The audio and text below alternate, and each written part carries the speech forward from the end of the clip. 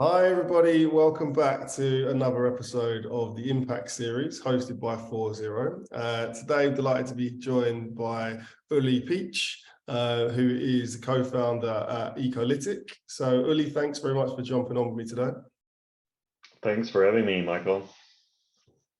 So look, I think it's a good opportunity for you now, to introduce yourself, introduce Ecolytics for those people out there that perhaps aren't familiar with the company. But one thing I really like about your LinkedIn profile, Uli, is that the first thing it says is dad entrepreneur. So I think that's super cool. I'm a dad myself, so I think that's a great way to introduce yourself. Absolutely. No, I think that's really important in life. So as I'm also a bit older now these days, you tend to think about what's really important in life, and family obviously is one of these things, and seeing them growing up is really good. So with all the work you do every day, I think it's also relevant to focus on the things that are important. Yeah. I mean, I founded a couple of companies in my life, mostly in data science, software as a service. But Ecolytics is the first one that is combining technology, startup atmosphere, and impact. So this is something that is really interesting in the business model. And even more so that the more successful we are on the commercial side, the more impact we are having, which is quite unique, right? So normally it's profits versus sustainability or climate. But here, the more customers we reach, the more we educate them on reducing their footprint, the more profit we're also going to make. So that's quite a unique business model.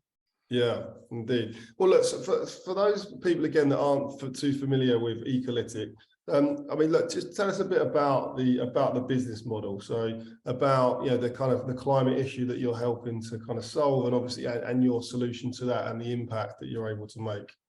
Yeah, happy to do so. The idea of Ecolytic goes back now more than 5 years with David, one of the other co-founders. He has 20 years of payments industry background, and he was at a dirty beach somewhere in Asia, and he said, like, with my payment background, what can I do to make this world a better place and to tackle climate change? And he looked at payment transactions, and if you think about what we do every day, like booking a flight or buying a coffee, filling up your car, everything is reflected in payments, right? Making your payment the best data to calculate the footprint of individuals. And that's the idea of Ecolytic. We say every transaction has an impact. And if you aggregate every transaction consumers are doing, you get to a monthly footprint. So we built a software around that, and it's very simple. Basically, you send us a transaction in, and you get a CO2 footprint back. But not only that, right? So you need to go deeper to make people understand what's this abstract number and what can I do better. So Ecolytic was founded 3 years ago. Okay. And based on this idea, we're serving the banks. So we're reaching out as a B2B provider to the banks and help them to launch green products. That's the main focus. That's the main mission. And through the banks, we also reach the customers, right? So, in the beginning, we thought, could we launch this as a B2C product?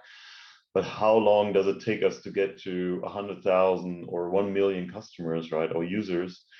And if you look at the large banks having sometimes 40 million, 50 million bank customers, it's much easier and faster to scale with the banks. Yeah, cool. So how does it work then? So you produced this software. You produced kind of a platform that enables the banks to offer these green products. But as a consumer, so if I was a bank user, how does it work? What would I see in terms of the app and the kind of products? Right. So you would open your banking app, independent on whom do you bank with, is so you open your banking app and see your transactions. Like, let's see transactions in real time. So you basically, for example, bought a coffee. So you see a transaction coming into the banking front end, and you would see a CO2 number below that transaction telling you that coffee you bought for £8 was 10 kilo of CO2. That's an expensive coffee. It is. I was just traveling to the US, so I am like, it's really gone crazy there. So that was just, but London can be $8 for a coffee sounds about right. We're probably around $3.50 at the moment. Yeah, maybe coffee and a croissant or something like that. So, so now you might be wondering what's 10 kilo, right? So you click on that number in your banking app. So we integrate it into the banking app. You click on that 10 kilo. And we tell you, well, did you know 10 kilo is like driving with a car for 50 miles or something like that. So you have or writing 1,000 emails. So you have a context to that abstract number. And what we also do based on the category, so this is, coffee, grocery shopping, flight booking, depending on the category, we also play out through the same API little tips and tricks. So for example, if we see you're shopping at Tesco, we say, well, did you know frozen food has a 10 times higher impact than normal food? So we kind of nudge people to understand their footprint and how to do better, not in a way that we say everybody has to become a vegetarian or vegan person, but we say, did you know this? This is a little tip and trick how you can reduce your footprint. And when our software is implemented, people start reducing by more than 10%. So in Europe, an average citizen is like 12 tons a year. So 1 ton is almost 10%. It's 1 ton a year. It's quite a lot of number. Multiplied by 40 million bank customers, right? It's 40 million tons saved each year. So this is quite a massive number. Yeah, it's huge. I mean, and I think like what I like about that is you're offering people just a little bit of advice and also some context, because what is 10 kilograms of carbon? What does that actually mean? Even what is a ton? It sounds like a lot, but what does that ton actually equate to? So it's good that you can give that person a context in terms of journeys or sea ice or whatever it might be. I think it's helpful to kind of paint that picture.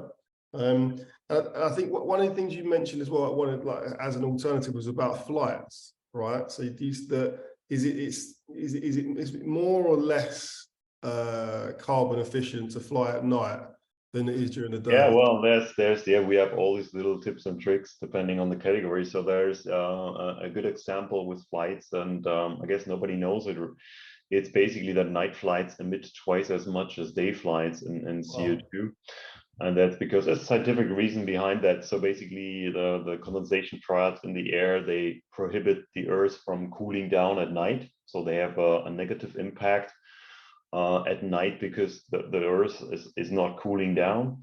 Whereas at daytime, the condensation dyes have a positive effect because they reflect the sunlight. So it's not actually reaching the Earth. So quite the opposite effect, right? So, and that's the reason why. So I know it's not really too easy to look for flights daytime, nighttime, but I think people can get aware on how easy it actually is to start reducing and start thinking about it.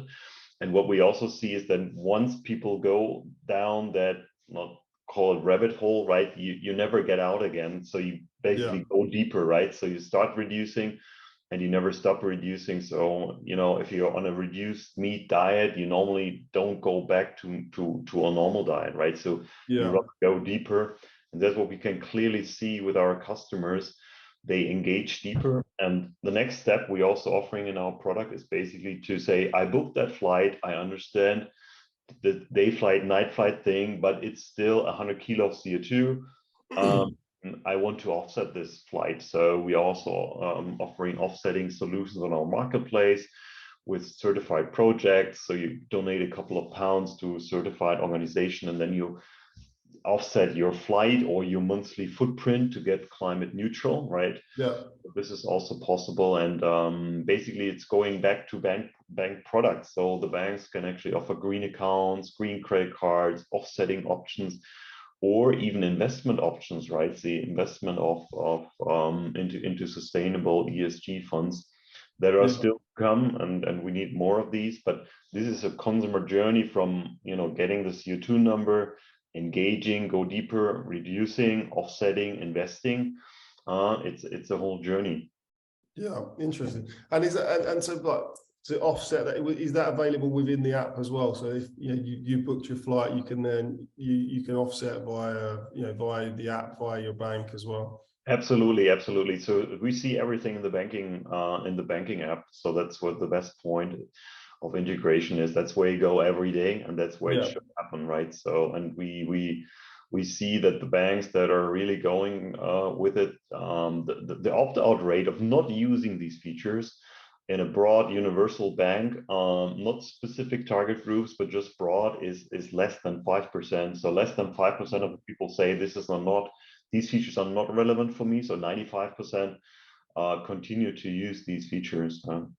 Yeah, I think that's clever as well, because I mean, there's lots of other services out there where you can offset, you can pay monthly or annually to offset your carbon footprint. So we, as a business, we do that. So we offset all of our emissions for our generated via 4.0, but we also offset the footprint of every candidate we place as well. And we do that via Ecology. But as a consumer, as an individual, if you can see it in your mobile banking app, you're, like you said, you're in there every day. It makes it really, really easy to be able to do that than have to go off to another website. While it's not it's not particularly difficult to go to another website and do it, it's a lot easier to do it while you're already in somewhere, and you can kind of click a couple of buttons and it's done for you. And you can do these automatic things. So you can say automatic offsetting of a monthly footprint every month. You can say let's round up the sum I'm spending in the cafe, so I have a little bit of that transaction fee or transaction value I donate to organizations. So that's also possible, and should be just easy and convenient for customers. So that's, I think, the most important thing.